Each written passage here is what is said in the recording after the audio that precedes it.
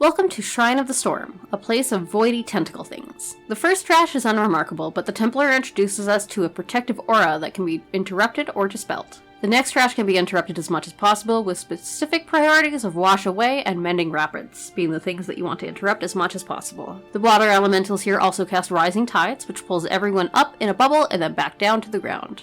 Anchor of Binding will also root you in place if you step on it.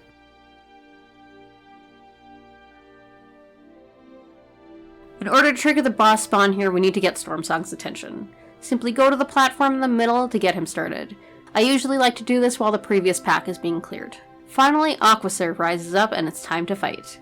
Surging Rush is similar to a charge. It will knock players back as he charges to another spot in a line. Grasping Tentacle should be destroyed ASAP also. Choking Brine can be dispelled by healers.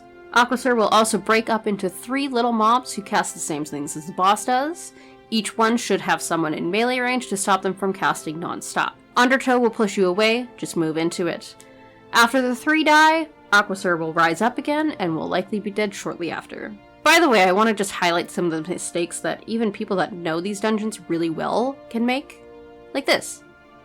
Yes, you can laugh. You have my permission. The next area of trash includes a couple named mobs that are a little stronger than the rest. Windspeaker Heldis puts a rune on the ground that ups your haste, but be sure to pull her out of it as it will help her too. Runecarver Sorn also puts a rune on the floor that protects from damage. Again, it helps him too, and I feel like his Carved Flesh will rock those lobies.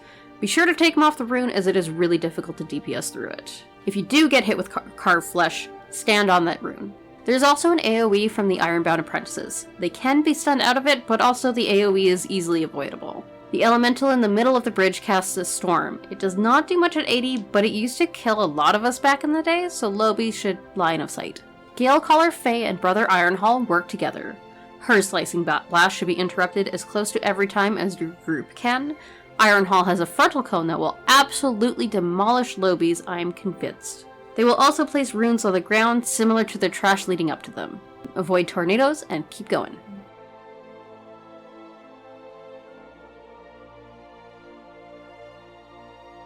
This next trash has a particular ability that will be a wipe.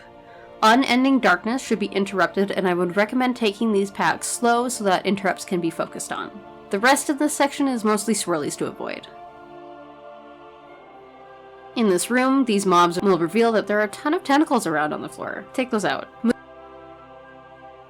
Moving up the ramp here, these first 2 mobs will summon colossal tentacles that do not move but need to be taken down. Tanks should be holding them as they do hit pretty hard. The rest of the trash along this bridge has just a lot going on. Buffs that make things stronger against you, frontal cones that used to rock and likely still do, dispel and interrupt anything you can, dodge everything else. The last trash before Stormsong himself are Abyss Dwellers that reveal they are also tentacles. I don't know how that makes sense, but there it is. You can avoid one side, but if you pull one from the other, go ahead and take everything out. Lord Stormsong calls out a Mindbender that attaches to players. Now, I did not see much of these through Timewalking. I don't know why. You're supposed to damage them until the player is released, but the player with the Mindbender should also be running around taking the Wake and the Void balls that follow players. I think they've just been dying right away? The balls will stun you if they hit you, so it may be worth it to just take the balls to get rid of them instead of constantly running away.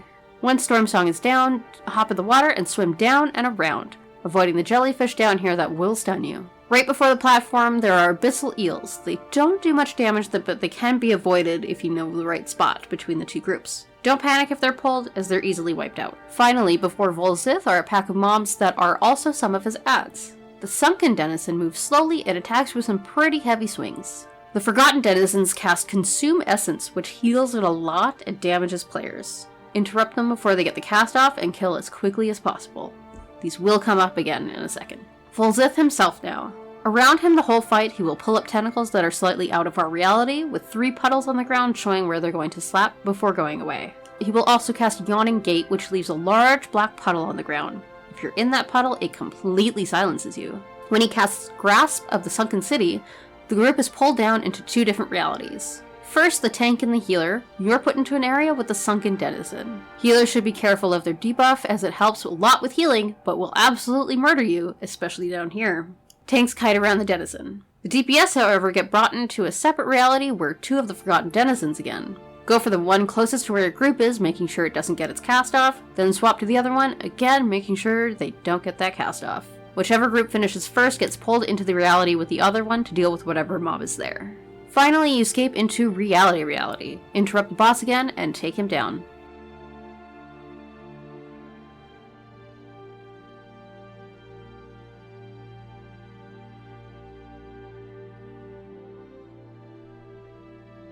And that's it for Shrine of the Storm. If you are ever in the mood to hang out, I stream over on twitch.tv/senpai90. Thank you so much for watching. I love you 3000, and happy time walking.